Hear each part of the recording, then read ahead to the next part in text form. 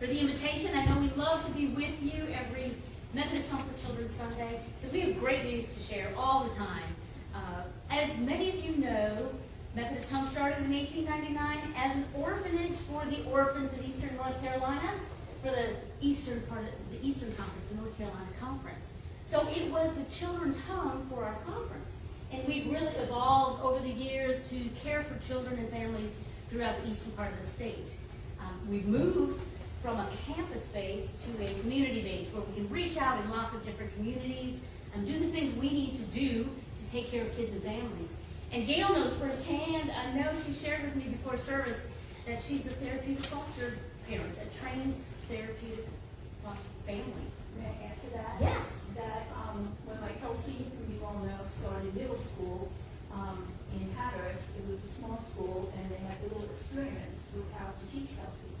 So a representative from Children's House came very far every week to Hatteras to train the teachers and to help Kelsey, and now she's a junior in college. Isn't that beautiful? To me, that's what we do. We help transform kids and families. Kids come to us broken. Kids come to us with different circumstances. We served 1,303 kids and families last year. That's a lot of kids. That's a lot of families who are hurting.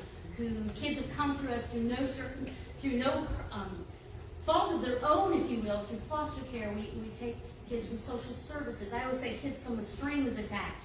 So exactly. So foster care and adoption. Kids come through juvenile justice where they've done something that they shouldn't have done, and they came to the courts, attention of the courts, the judges. The judge may say, you need to go to Methodist Home for almost a year to get your life together before I send you to prison. Or they might be coming out of youth prison. Or it's usually 16, 17-year-olds where they can't go home because it's not healthy, it's dangerous, or it's just not going to work for them. So we help them get on their feet. We call that our transitional living program. And then we have kids who are sitting in jail, and nobody knows what to do with them. And the judge says, I need you to go to Methodist Home for 30 days to figure out what's going right in your life, not what's going wrong in your life. And we help them get back into a system where they can thrive and be successful. So I always say kids come with lots of strings. Then we have this funny mental health diagnosis. Kids with autism sometimes are just put in the mental health system.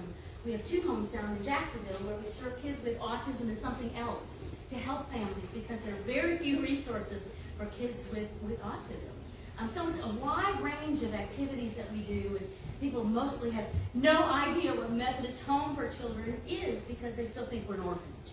And we still do what we said we were going to do when we were created all those years ago. We're taking care of kids and families. That's the most important thing.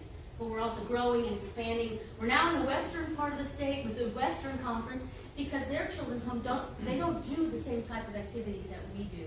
So I wanted to share just 3 little quick stories, if I may, or 4. This young man, Michael, came to my attention when I started many moons ago that he was stealing, living on the streets of Wilson, and he was put in our group home in Goldsboro. So that's probably the closest home to you all. But Michael is an awesome kid, and I said, what do we do for you, Michael? He stuck out his hand. He said, you taught me to stick out my hand, look you in the eye, and say, my name is Michael Cox. This young man, let me tell you, he had a life of crime before coming to us. He got his degree at NC Central. He went on to get his master's degree in counseling at NC State, and he's a counselor taking care of some of the same type of kids that he was in his past in Charlotte. So that is awesome. Talk about transformation. Amazing. This little girl came to us when she was about 3 and a half. She was in foster care. So little Ashlyn, her mama works for us at the front desk now, but Ashlyn, we've seen her grow over the years. But Ashlyn was so afraid. Her father would take her out at night, and they would go out from house to house to house, and he would make her purr like a cat, so he could break and enter and steal whatever he could. Can you imagine? I mean, that's a life of... So that was the stuff she was piecing together and telling us, and we found a wonderful foster family for her. But I remember one day she got in a car with her foster family, and she was so afraid. They were taking her to Disney World, but she thought she was going to another foster family because she had been bounced and bounced and bounced and bounced. But talk about transformation in Ashley's life. She's beautiful. Let's see, she's in 7th grade in Raleigh at a private high school, private middle school, Christian school, and she's doing great. She still has a things going on in her life, and she keeps in touch with her biological family as well. So that's a beautiful story. Tanasia came to us when she was 4 years old. We met her in the UNC hospital in the emergency room. President Bruce Stanley from Methodist Home went and met her there. We brought a temporary foster family for her. She had bruises all over her body, burns all over her body. The attending physician said he'd never seen abuse so bad in his life. They figured out she might have been put in a bleach bath of some sort because she had like burns that you could not tell, but her eyes were swollen shut, and her mother was encouraging the other kids in the family to abuse her. Why her? I don't know. 4 years old. I just can't even fathom. But that's some of the abuse and neglect. Sometimes we get really serious cases. Sometimes we just get neglect and just not taken care, not loved. So these are kids we want to bring into our family and love and hang on to. She has graduated from high school, in Enloe High School. She's doing great. She has a job. She's successful. You know, she just loves life, and we're happy that she has a good family. And the last family is mental health issues. This is a family down in Wilmington that came to us. She's working for a medical practice, and she started writing her own prescriptions.